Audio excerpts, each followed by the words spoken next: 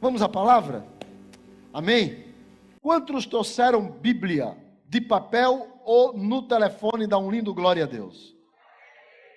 Sim, porque se o cara não tiver nem no telefone, sangue, fogo e fumaça. Então você pega aí o seu sabre de luz, conecte em Lucas e abra a sua Bíblia em Lucas, capítulo de número 5, versículo de número 33. Lucas 5, 33. Aqueles que trouxeram Bíblia de papel, escreva. Aqueles que trouxeram Bíblia no telefone, alguns conseguem marcar. E você pode baixar o aplicativo da nossa igreja, o app da Canaã. E você escreve como, Bira? Igreja Canaã C3, lá no Play Store. E aí baixa o aplicativo, também gratuito. E lá tem Bíblias, né?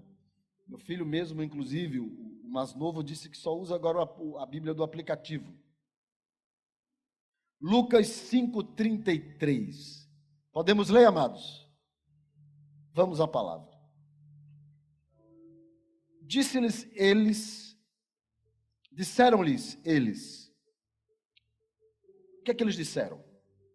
Os discípulos de João, e bem assim também os discípulos dos fariseus, frequentemente jejuam e fazem orações. Os teus, entretanto, comem e bebem. Jesus, porém, lhes disse: podeis fazer jejuar os convidados para o casamento, enquanto está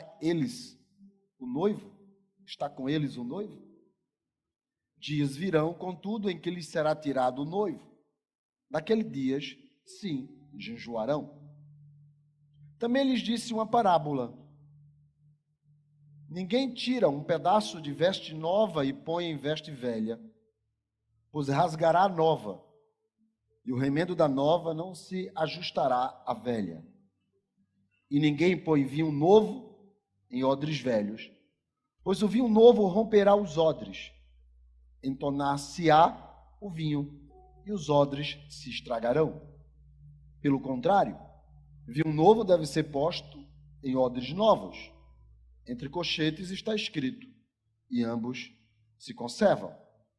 E ninguém, tendo bebido o vinho velho, prefere o novo, porque diz: o velho é excelente ou é bom. Bom, imagine você se deparando na leitura da Bíblia com esse texto. E aí vem uma grande pergunta: o que é que isso tudo tem a falar comigo? É que nós estamos vivendo em um ano de milagres, em um ano sobrenatural, em um ano de coisas novas. Um ano de coisas novas. Diga, coisas novas. E todos nós estamos precisando de coisas novas, de milagres novos, de experiências novas, de novas oportunidades. E a gente sempre, quando está falando desse novo, a gente fala do melhor de Deus. O novo é o melhor de Deus. Sempre o novo é o melhor de Deus. Esse texto que nós lemos do 33 até o 39, quando Jesus fala sobre os convidados da festa de casamento, e depois ele fala sobre roupa nova e vinho novo, Jesus está, na verdade, respondendo acerca de uma indagação que lhe é feita. O versículo de número 33 é uma pergunta que fizeram a Jesus. E a pergunta era, Mateus vai dizer 9,14, que foram os próprios discípulos de João que fizeram. Mas aqui em Lucas diz que perguntaram a Jesus por que os discípulos de João e os discípulos dos fariseus jejuavam frequentemente. 5:33 de Lucas. Deixa aí, 5:33 de Lucas. Por que os discípulos de João e os discípulos dos fariseus jejuavam frequentemente e faziam suas orações, enquanto que os discípulos de Jesus estavam dados a comer e a beber. E o fato da pergunta ser feita ligando sobre comer e beber já tem a ver com os versículos que começam a partir do verso de número 27 de Lucas 5. Jesus já está famoso, já fez muitos milagres, curou um paralítico em Cafarnaum dentro de casa que os seus amigos lhe abriram o telhado. Já havia realizado na chamada aos discípulos uma pesca maravilhosa. Já havia curado ou expulsado um demônio também em Cafarnaum.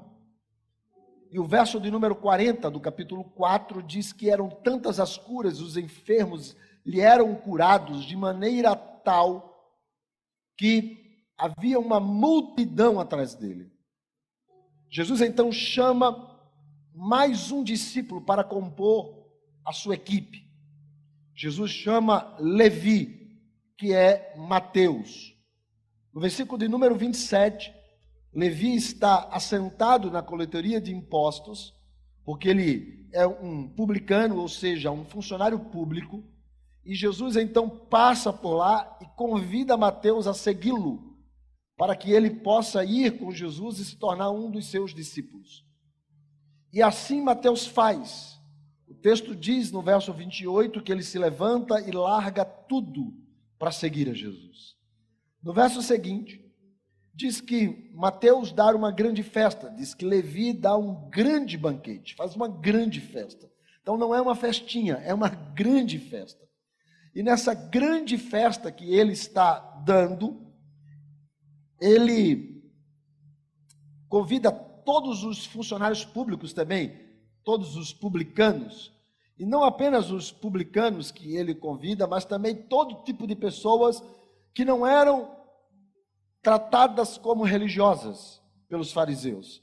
Então, não eram pessoas frequentes nas sinagogas. Então, eram os convidados de Mateus, de Levi. Ele chama não apenas os publicanos, mas também alguns convidados de Roma, soldados, e ele está dando ali uma grande festa. O texto diz um grande banquete, um banquete grande em sua casa. Os fariseus, vendo aquilo dali, começam a criticar e a murmurar, porque os discípulos de Jesus, seguindo seu mestre, não é? Como é que eles estão seguindo Jesus, convivendo com aquele tipo de gente que estava ali? Como que podem eles estarem inseridos dentro de um contexto de comer e beber como pecadores?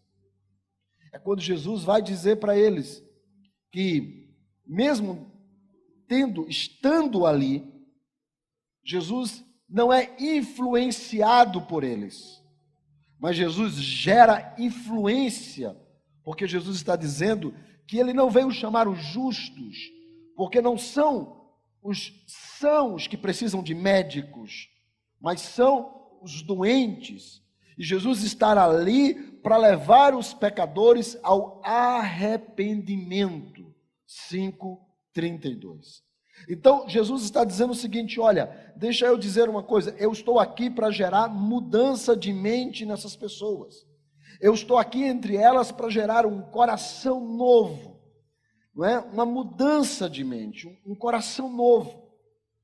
Só que quem está ali, vendo aquela conversa dos fariseus com os discípulos de Jesus, e Jesus fazendo essa interposição, dizendo: olha, eu estou aqui para mudar a cabeça de vocês, o coração de vocês, eu quero metanoia, mudança de mente, mudança de comportamento, e por isso que eu estou aqui. Não é vocês que me influenciam, mas sou eu que influencio vocês com a minha presença. Só que os discípulos de João também estão ali, e eles ouviram, de uma certa forma, João dizer: eis o Cordeiro de Deus que tira o pecado do mundo. E agora eles estão um pouco confusos, porque, de uma certa forma, eles são formados ou foram ensinados e doutrinados por João. o Batista. E João Batista tem uma formação dos essênios.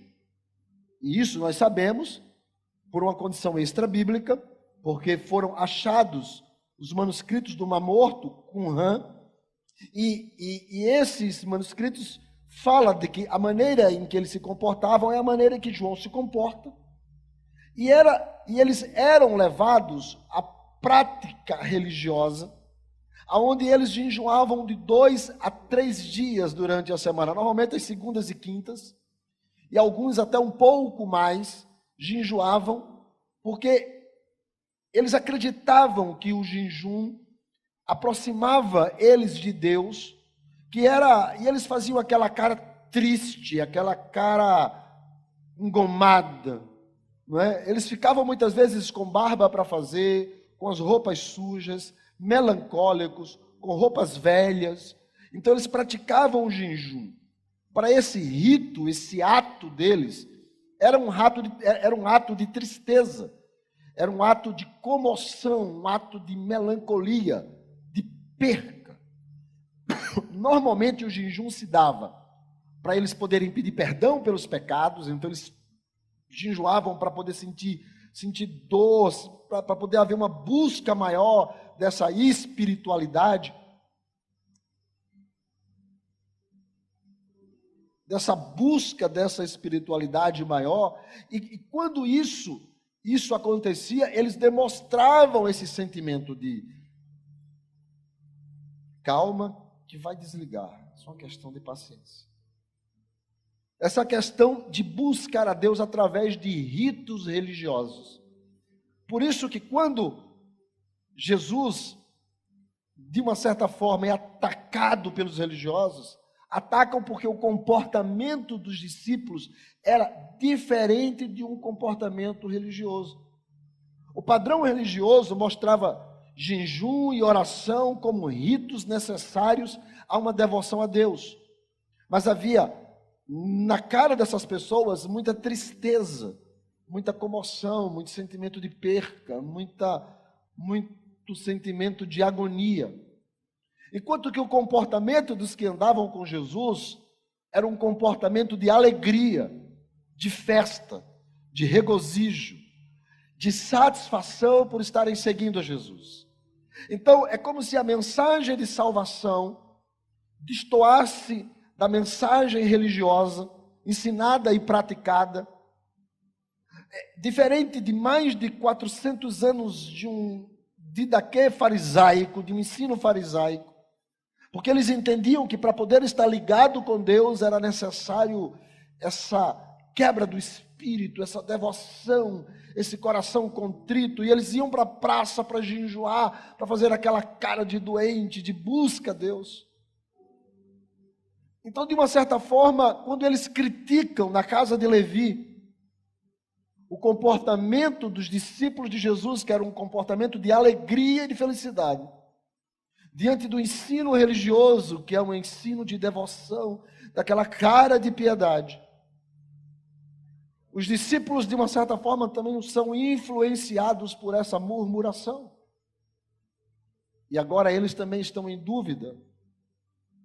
E os discípulos de João, que haviam deixado João e estão seguindo Jesus, dirigem exatamente a pergunta: por que fomos ensinados a jejuar e a orar frequentemente nos ritos das segundas e das quintas, se os teus discípulos nem jejuam e ainda estão aqui na festa, vivendo uma vida boa, como se não precisassem servir a Deus? Então Jesus vai responder. Jesus começa respondendo no verso de número 34. Jesus diz assim: os convidados do noivo, e Jesus está se falando aos padrinhos, ele diz: como podem os padrinhos, os convidados do noivo, jejuarem? Por que Jesus está citando essa referência? É porque a festa de casamento dos dias de Jesus duravam de 7 a 30 dias. Era praticamente um mês de festa. Durante os 7 dias, a noiva se preparava e o noivo se preparava. Então o noivo mandava os seus amigos ir buscar a noiva. Aqueles que eram mais próximos, que estavam alegrando-se com o noivo, felizes com o noivo, cheios de felicidade junto com o seu melhor amigo, esses padrinhos, esses paraninfos, iam buscar a noiva, e eles vinham trazendo a noiva com uma grande festa, tocando tamborim, tocando instrumentos de sopro, de corda. Eles vinham anunciando que a noiva estava chegando. O noivo se preparava e começava-se um grito dentro do casamento. Eles começavam a gritar, seus amigos: povo, atenção, se preparem, aí vem a noiva. E quando eles diziam isso, o noivo estava pronto para receber a noiva. E a noiva vinha no seu esplendor, e era uma grande festa. E a noiva então se encontrava com o noivo e os amigos do noivo, que estavam ali há meses com o noivo, se preparando para a festa, arrumando com as melhores roupas, arrumando o cabelo, a barba, se perfumando, porque eles eram os principais. A noiva também tinha suas damas, as virgens, que acompanhavam, e as duas comitivas se encontravam no momento da festa, no momento da entrega da noiva para o noivo.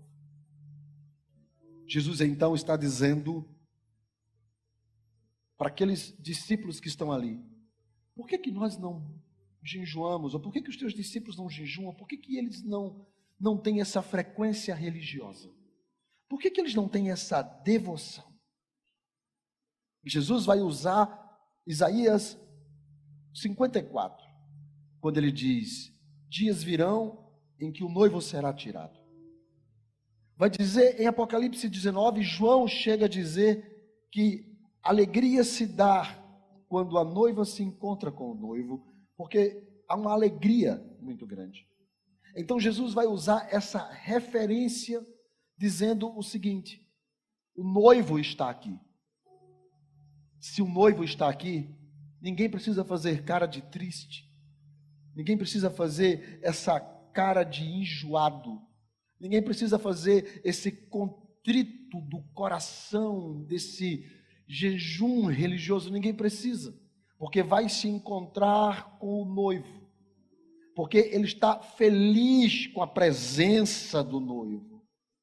Agora Jesus vai dizer: quando que o noivo for tirado, quando o noivo for levado, quando abruptamente lhe tirarem o noivo, quando o noivo não estiverem mais aqui, e ele se refere à morte dele, eles então virão dias, que aí sim vocês vão lamentar, e vocês irão jejuar. Ou seja, qual é o propósito do jejum? Buscar a presença de Deus. Jejum não é barganha. Jejum não é eu estou doente, eu vou jejuar para ficar curado. Não. O que cura não é jejum. O que cura é o poder do nome de Jesus. Jejum não abre porta de emprego. Quem abre porta de emprego é uma vida de devoção, um currículo bem preparado e uma disposição para bater na porta. Você tem uma disposição, um bom currículo, você bate na porta e batendo se abre. E você vai buscar a Deus em oração e em jejum para santificar-se. Jejum é santificação. E quanto mais santo eu estou, mais próximo de Deus eu estou, minhas petições são ouvidas. Ou seja, Jesus está dizendo: haverão dias em que a presença do noivo não estará, então eles vão jejuar. Então eles vão buscar a Deus. Jejum é busca. Jejum é sentimento de contrição. Todas as vezes que Israel pecava e Deus se afastava, então o povo rasgava suas vestes e entrava no jejum, clamando a presença da volta de Deus. Então, o jejum é a presença de Deus. Eu estou tratando de um negócio, aí eu vou jejuar. Por quê? Porque eu quero a presença de Deus naquele negócio.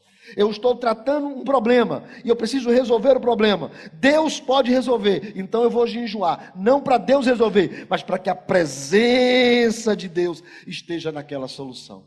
Então, jejum não é moeda de troca para milagre de Deus. Jejum é buscar a presença para que Deus esteja em todas as áreas da minha vida, seja no trabalho, seja na escola, seja na relação matrimonial. Então muita gente jejua e não dá certo, porque ele está dizendo: Deus, eu estou jejuando, o Senhor não está me dando de volta. Mas é porque você não compra Deus com jejum, você busca a presença de Deus através do jejum. Quem está entendendo até aqui, diga amém. Então o jejum te dá uma maior espiritualidade. Por isso Jesus vai dizer mais ou menos o seguinte: eles não precisam jejuar porque eu estou aqui do lado deles. Agora, quando eu for, eles vão precisar jejuar para que a minha presença volte ao lado deles. Quando eu estou aqui, eles não precisam jejuar, porque eu estou aqui. Então, eles não precisam me buscar se eu estou do lado deles. Eles não precisam saber aonde eu estou, se eu estou do lado deles. Eles não precisam ter um coração aberto. Eu estou aqui do lado deles. Então, eu estou aqui. Agora, quando eu for, então eles precisarão me buscar. Deixa eu dizer uma coisa para vocês. Coloque, por favor, Gênesis capítulo 3, versículo 8 e 9. 3, 8 e 9. Ok, 3, 8. Quando ouviram a voz do Senhor Deus, que andava no jardim pela viração do dia, esconderam-se da presença do Senhor Deus, o homem e a sua mulher, por entre as árvores do jardim. E então chamou o Senhor Deus ao homem e lhe perguntou: onde estás? Esses dois versículos questiona-se, ou melhor, pode-se explicar melhor sobre eles, porque Deus, para ser Deus, tem que ter três características entre os inúmeros atributos que Ele tem. Atributos são qualidades de Deus. Entre as inúmeras qualidades de Deus, Deus tem três que são as mais conhecidas. Deus é onipresente, Deus é onisciente e Deus é onipotente. Oni quer dizer único. Então, quando eu digo onipresente, o único que está presente em todos os lugares, ao mesmo tempo, em todas as horas e em todos os momentos ele está presente. Quando eu digo onisciente, ou seja, ele é o único que sabe de todas as coisas, mesmo que você não precise nem dizer, ele sabe. Onipotente, o único que pode fazer todas as coisas, não existe nada que ele não possa. Nesses dois versículos, existe para muita gente o porquê que isso estará ali. Antes de tudo, eu preciso dizer que Deus é onisciente. Hebreus capítulo 4, versículo 13, vai dizer assim: e não há criatura que não seja manifesta na sua presença, pelo contrário, todas as coisas estão descobertas e patentes aos seus olhos, porque todo mundo vai prestar conta a ele. Jeremias 23, 24 está escrito assim: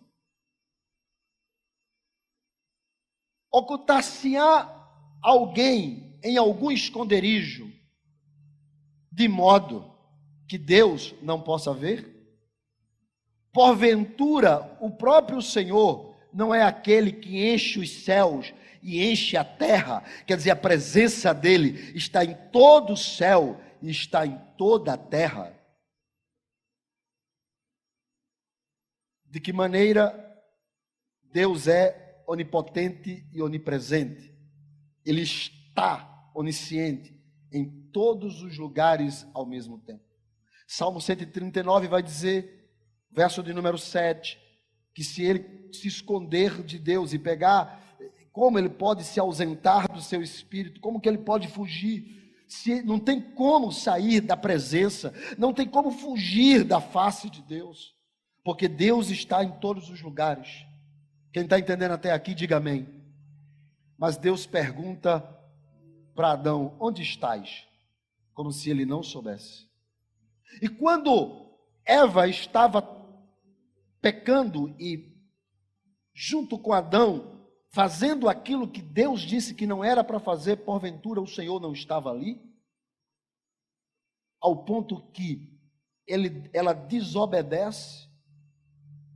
Parece que quando você diz assim, veio o Senhor, ou vinha, tem algumas versões que diz, vinha o Senhor na viração do dia. Se ele vinha, é porque não estava. E se vinha, é porque voltava. Como explicar então a onipresença de Deus? Escute. Às vezes pode parecer que Deus não está. Pode parecer. Quando ele pergunta para Adão, onde estás? Não é que Deus não sabia. Era que Adão precisava entender que Deus estava ali procurando. Quando Adão diz, eu estou escondido, porque eu estou nu, Deus pergunta novamente, como sabes que estás nu? Deus queria que Adão confessasse o seu pecado. Não que Deus não soubesse, mas Adão precisava confessar o seu pecado. Adão precisava dizer, eu fiz o que não era para fazer. Porque o começo do arrependimento se dá na confissão dos nossos pecados. Quando eu confesso o que eu fiz, eu estou começando a encontrar perdão na presença do Senhor.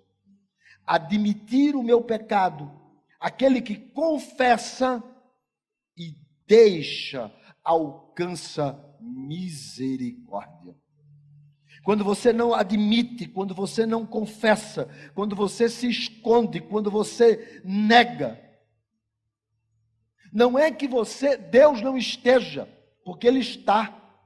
O salmista diz, se eu colocar a minha cama no inferno, tu também ali estarás.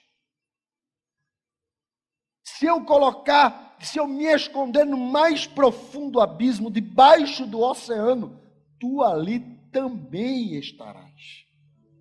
Ou seja, a questão não é se Deus está, a questão é se eu o encontro. Por isso, a ausência, muitas vezes, de Deus, não é que Deus não esteja, é que eu estou fazendo aquilo que não lhe agrada. Então ele se ausenta, não da sua presença, mas da relação comigo. A relação comigo, ele se ausenta dela. E muitas vezes, a falta de sentir a sua presença é uma oportunidade que ele nos concede para testar a nossa fidelidade. Não que Deus não estivesse na hora em que Eva pecou, mas ela sentia, porque na hora em que ela dá ouvidos, e na hora que ela olha a fruta, e na hora que ela deseja, e na hora que ela cobiça, e na hora que ela abre o coração, a presença de Deus já começa a se ausentar dela. Por isso não é se Deus está presente, porque Ele está, é se eu o encontro. Jeremias 29:13 vai dizer, buscar-me-eis e me achareis, quando me buscardes de todo o vosso coração. O inverso, por que você não encontra? Por que Deus não está? Porque Ele não é onipresente? Não, porque você não o busca de todo o seu coração. A presença de Deus se dá quando nós o buscamos. Deuteronômio 4:29 diz assim, buscareis e me achareis, quando me buscardes de todo o teu coração, sentimento, e de toda a tua alma, relacionamento e emoções. Ou seja, quando eu quero buscar a Deus, eu o encontro. Porque Deus se faz ser achado. Isaías 29, 13 diz assim, que o povo buscava a Deus, mas buscava de boca e de palavras, porque não o achava, porque o coração do povo estava longe de Deus. Então o povo buscava, mas aonde está Deus?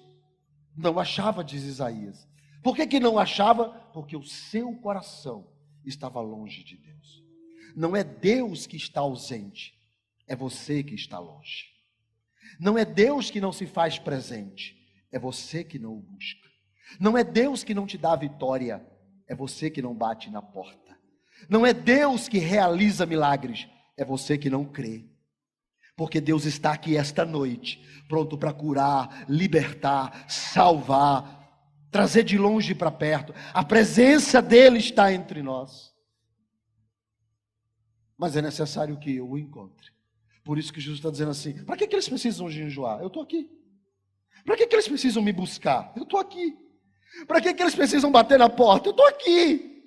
Agora, quando o noivo for tirado, aí chegou a hora de orar, chegou a hora de jejuar, chegou a hora de me buscar, chegou a hora de ir atrás de mim. Por quê? Porque aquele que busca, me acha. Quem está entendendo até aqui, diga amém. Jesus está dizendo, o que busca, me acha. O que busca, me acha. O que vai atrás de mim, vai me encontrar. O que jejuar, vai ter a minha presença. O que orar, vai receber da minha presença. O que bater na porta, vai ser aberto. Eu estou pronto para atender aquele que me busca. Aí chega o verso de número 34. 36. Jesus vai contar a parábola do vinho novo. Jesus vai falar agora sobre a cultura do Evangelho. Porque, irmãos, deixa eu dizer uma coisa para vocês. A cultura do Evangelho é uma mudança de coisa velha, jogada para trás, para uma coisa nova, para o que é novo. Aquilo que é velho, aquilo que é do pecado, aquilo que é de práticas mundanas, o apóstolo Paulo vai dizer, aquele que mentia não minta mais, aquele que roubava não roube mais, aquele que tinha relações incestuosas não tenha mais, aquele que era efeminado deixe de ser, aquele que praticava promiscuidade, adultério, prostituição, deixe de praticar, porque isso é um modo velho de viver.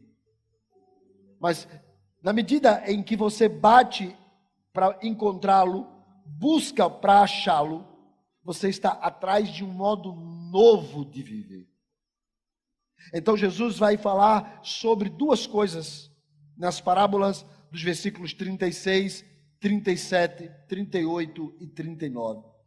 Jesus vai falar do pano novo e do vinho novo. Ele diz que você não pega uma roupa nova e corta um pedaço e costura em uma roupa velha.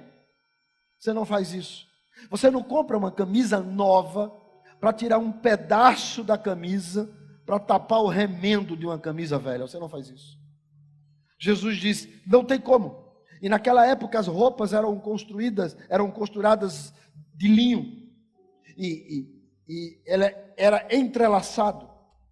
O velho, com o passar do tempo, ele ia se distanciando, ia ficando mais folgado. O novo, por sua vez, era tão entrelaçado que ele precisava de um tempo ou de ser lavado várias vezes para poder folgar. Então Jesus está dizendo, a roupa nova, ela não vai se ajustar na roupa velha, porque ela está entre linhas muito justa. E na hora que você botar na água, na hora que você for lavar, porque eles lavavam e batiam nas rochas para poder secar, era a secadora deles. E quando isso acontecia, Jesus diz, o que é que vai acontecer? Vai se romper. E você perdeu a roupa nova, que você rasgou, só para botar um remendo na velha. Você tentou tapar um buraco da roupa velha, com aquilo que é extraordinário, que é muito bom, que é uma roupa nova. Como que você pega o novo para tentar esconder ou tapar o buraco daquilo que é velho? Jesus está falando do modo de vida, dizendo que o modo de vida velho não se ajusta, o modo de vida novo não tem como tapar remendos no modo de vida velho. Não dá, não combina.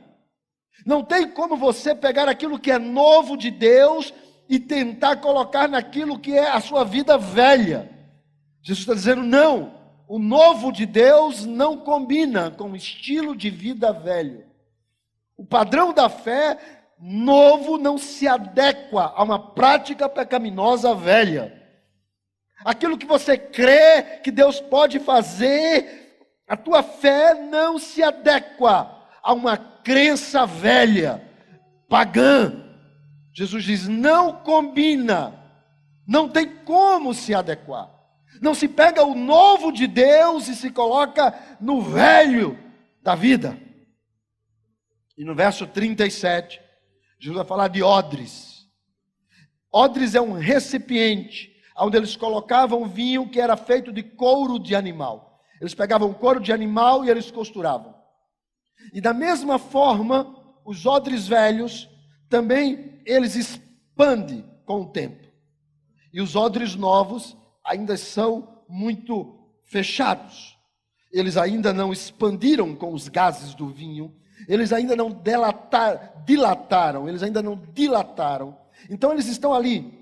Jesus está falando de odres velhos. Preste bem atenção. Jesus está dizendo que ninguém pega vinho novo e coloca em odres velhos. Odres velhos, recipiente, é o que você recebe. Mente velha, coração velho, ideias velhas. Velho homem que carrega práticas pecaminosas. Deus tem algo novo para você. Mas é necessário que tenha uma mente nova, um coração novo, ideias novas. Não se vive o melhor de Deus hoje com as ideias que você construiu lá atrás. Não se tem experiências sobrenaturais de Deus hoje, baseado no que você acha que é Deus, baseado lá atrás. Vinho novo na Bíblia, vinho na Bíblia, é alegria, é festa, é prazer, é felicidade, é bondade de Deus. Todas as vezes que a palavra vinho aparece na Bíblia, está falando de bondade de Deus. Quando Deus faz uma bondade sobre você, você fica triste ou fica feliz? Hã? Feliz? Quando Deus decide fazer um milagre sobre a sua vida, você fica triste ou fica feliz? Quando Deus decide fazer algo sobrenatural na sua casa, na sua família, na sua história, na sua empresa, nos seus sonhos, nos seus planos, Deus decide agir na sua vida, você fica feliz ou fica triste? Feliz. Vinho novo na Bíblia é felicidade. E Deus está dizendo, como que pode o melhor de Deus, o extraordinário de Deus, encher um odre que está velho,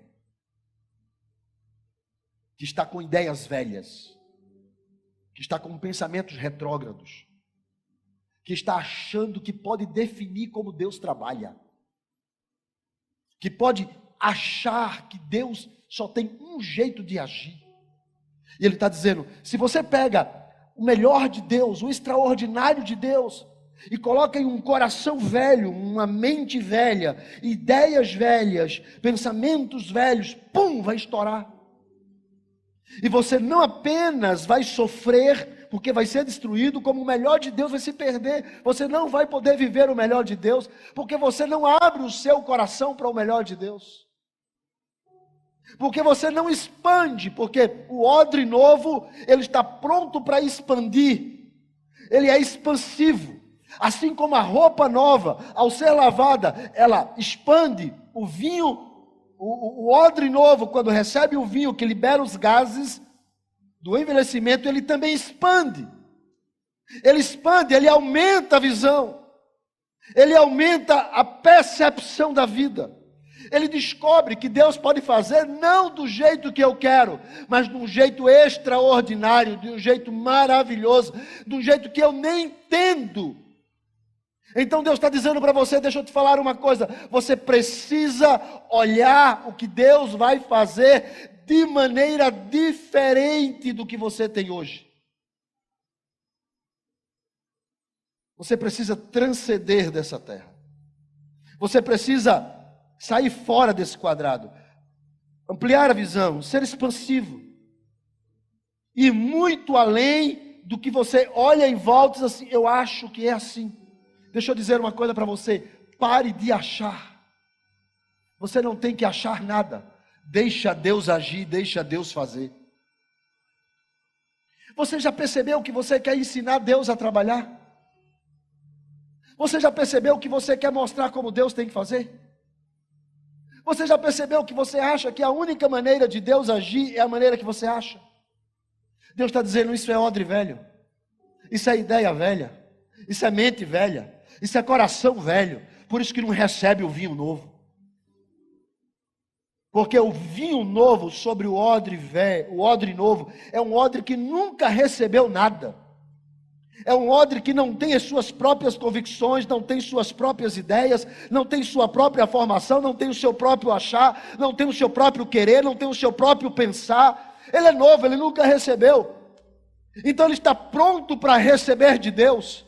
Seja o que Deus desejar fazer. Se Deus decidir, se eu estiver achando que é para a esquerda, mas Deus disser que é para a direita, eu estou pronto, porque como eu nunca fui para a esquerda, então eu vou para a direita, porque Deus tem vinho novo para nós. Vinho novo é coisa nova. Todos nós aqui queremos ensinar Deus a trabalhar. A gente quer dizer para Deus como Deus vai fazer. A gente não pede para Deus fazer, a gente diz para Ele o que Ele tem que fazer.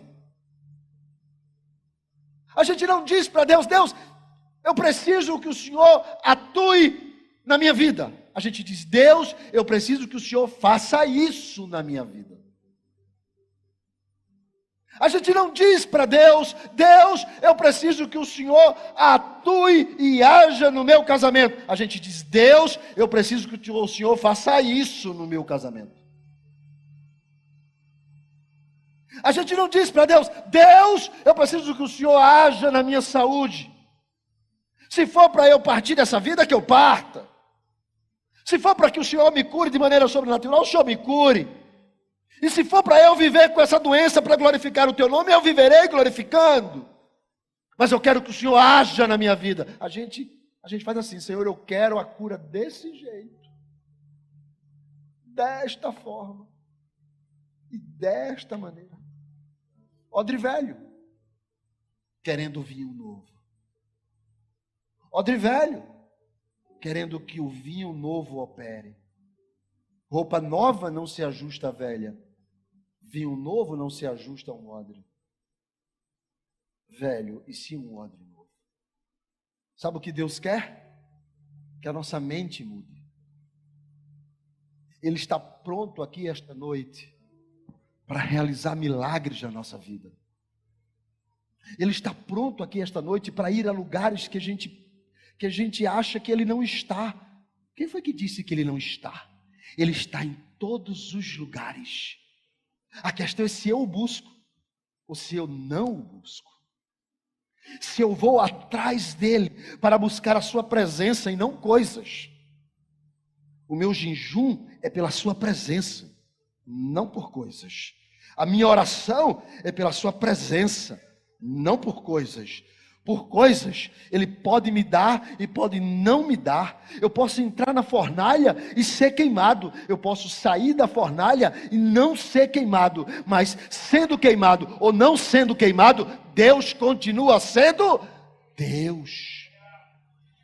Não é sobre o que Ele pode me dar, é quem Ele é. Por isso que a alegria dos paraninfos do noivo era a alegria de ele receber a noiva. Não era, o noivo, não, os paranífos não estavam recebendo nada. E por isso que os acompanhantes celebravam a alegria do noivo. Jesus diz: vocês são os acompanhantes. Vocês celebram a minha alegria. Eu estou preparando uma noiva que vai se encontrar comigo. Então celebrem a minha alegria. Não é sobre o que você quer de Deus. É sobre quem Deus é na sua vida. Você precisa entender que você tem que buscar a sua presença. E a sua presença é vinho novo. A sua presença é alegria. A sua presença é festa. A sua presença é sentimento de vitória. A sua presença. Se eu não tiver, mas Ele estiver, tudo se resolve. As pessoas querem solução sem Ele. Ou querem Ele para a solução. E o que Deus está dizendo aqui para nós esta noite é que Ele tem coisas novas para a sua vida. Deixa eu ser pastor hoje. Mais uma vez, como eu faço todo domingo. Vira a pessoa que está ao seu lado e diga para ela: Deus tem coisas novas para você. Deus tem coisas novas para você. Eu acho que você não entendeu. Quem quer coisas novas de Deus aqui? Quem quer o melhor de Deus aqui? Quem quer o melhor na sua casa? Na sua família? No seu trabalho, na sua vida? Então vira uma pessoa agora que está do seu lado e diga assim: Deus tem coisa nova para você e para mim. O que você precisa fazer? Buscar a presença dEle.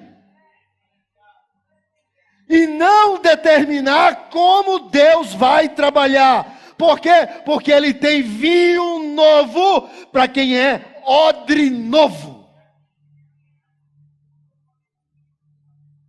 O último versículo, o 39, só está em Lucas. É uma discussão esse versículo. Uma discussão porque não está em Mateus e nem está no próprio Evangelho de Marcos. Não está, e por causa disso, as pessoas dizem que pode ter sido colocado pelos copistas. Mas se você, por exemplo, olhar, e você que gosta de estudar a Bíblia, todas as vezes que tiver um colchete no texto, um colchete, é porque está em algumas cópias, em outras cópias não. Neste caso, como aqui, como o 5:38. Pelo contrário, o vinho novo deve ser posto em odres novos. Observe que o texto está entre colchetes. Significa dizer que em algumas cópias estão, em outras cópias não. Então, como eles não sabem se foi acrescentado ou se foi tirado, eles botam os colchetes e colocam em todas elas. Então a gente não sabe. Agora, no 39 não tem colchetes. Então está em todas as cópias. Porque eu não sei se você sabe, o original, escrito pela pena de quem escreveu, não existe, se perdeu. O que existe são 5.000 cópias de um, 25.000 cópias de outro. E isso é fantástico, porque você pega um livro como um livro de Sócrates ou de Platão, existem 6 unidades, todo mundo diz que é verdadeiro. A Bíblia de uma cópia só tem 25.000 e não tem erro.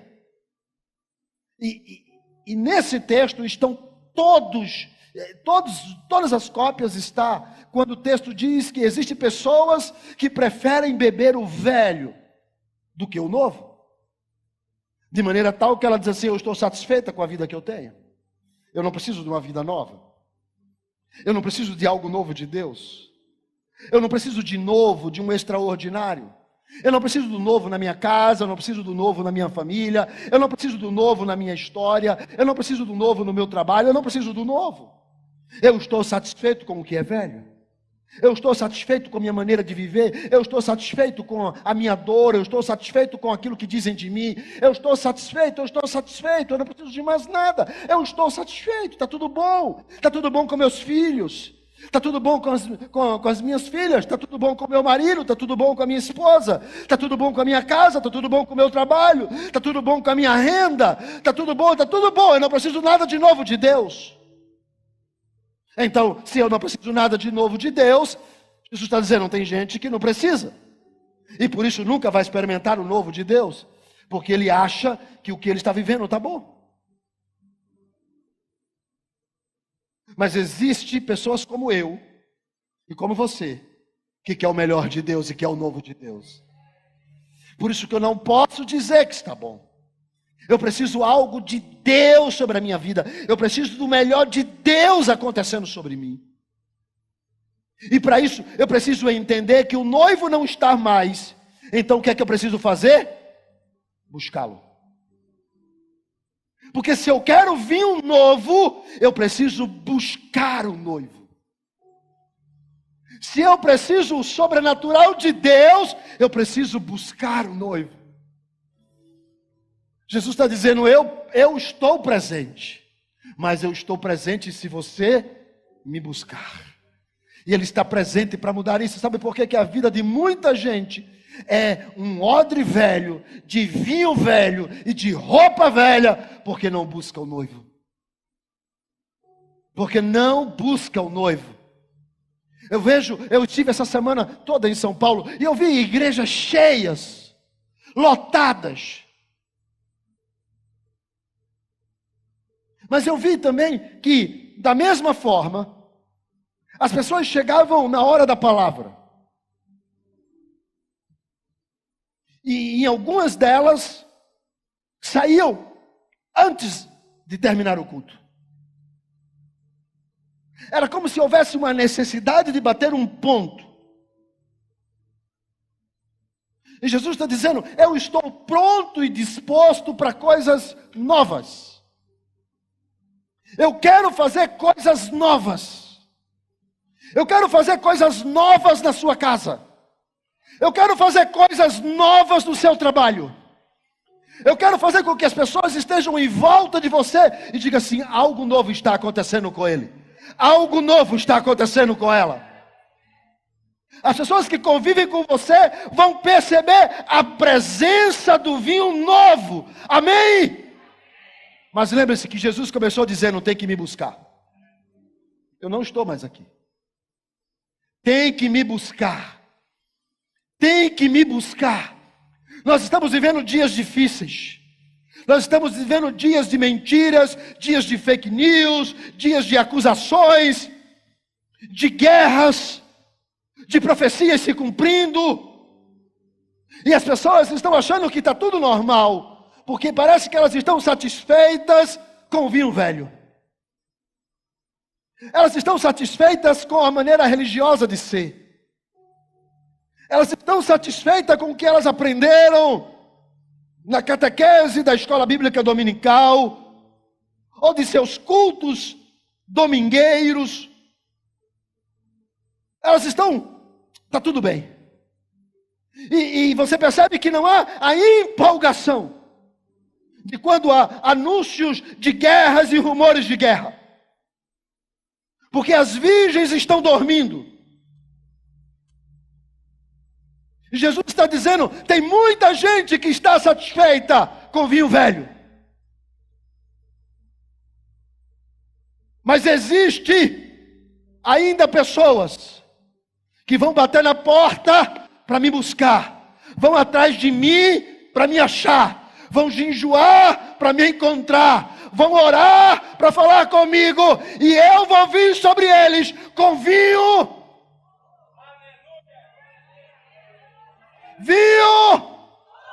Vinho da presença, vinho do milagre, vinho da glória, vinho da presença do Espírito de Deus. Irmãos, quantos aqui não falam em línguas estranhas? Deixa eu dizer uma coisa para você. Outro dia desse, eu conversando com alguém disse para mim, pastor, há uma bagunça, a gente agora vê aqueles memes, né? Aqueles memes. Porque nas redes sociais é cheio de memes. Tem gente que fica postando aquelas coisas e encara aquilo como ministério mesmo. E você vê aquele povo, aquelas coisas doidas, aquelas maluquices. Umas roupas estranhas. O povo parece que saíram de um canto, vieram para outro, e só mudaram o nome, mas parece que trouxeram todos os espíritos juntos. E gente dizendo assim: desse jeito, pastor, eu não quero. Deixa eu dizer uma coisa para você. Existe dólar falso, sim ou não? Mas não invalida o verdadeiro. O verdadeiro existe. Existe muita coisa que é uma cópia e que é falso, mas não invalida a presença do Espírito que é verdadeira. Vinho novo, a presença de Deus entre nós. Uma igreja avivada, uma igreja cheia do Espírito, uma igreja que fala em novas línguas, uma igreja que profetiza, uma igreja que tem visões e revelações, uma igreja que tem milagres, que tem o sobrenatural, o maravilhoso de Deus, o vinho novo pode estar entre nós. E o que é que precisa, pastor? O versículo do começo: buscar. Buscar. Eu quero a sua presença. Eu quero a sua presença. Eu quero a sua presença. Buscar-me-eis e me achareis, quando me buscardes de todo o vosso coração. Eu quero a sua presença. Eu preciso da sua presença. A sua presença cura. A sua presença liberta. A sua presença transforma. A sua presença. Eu quero a sua presença. Eu vou buscar a sua presença. Eu preciso da sua presença para enfrentar os meus dilemas, para enfrentar os meus dias a dia, para enfrentar as minhas lutas internas e externas. Eu preciso da sua. Fique de pé. Esta noite, você pode abrir o seu coração. Quando me buscardes de todo o vosso, esta noite você pode abrir o seu coração e dizer: Senhor, eu preciso da tua presença. Eu preciso da tua presença. Oh Espírito, eu preciso ser cheio de vinho novo. Eu preciso jogar fora todas as ideias e pensamentos antigos e ficar livre para receber a tua presença. Eu preciso da tua presença. Vem, Espírito. Vem sobre nós esta noite. Sopra o teu sopro de vida. Sopra. Venha sobre o meu coração. Venha sobre a minha vida. Parece que o corpo está cansado. Parece que a mente está cansada. Roupa velha, odre velho. Mas nós queremos um vinho novo esta noite. Nós queremos um vinho novo esta noite. Nós queremos um vinho novo esta noite. Queremos a tua presença, Senhor. Queremos o avivamento. Queremos um vinho novo. Queremos um vinho novo. Queremos um vinho novo.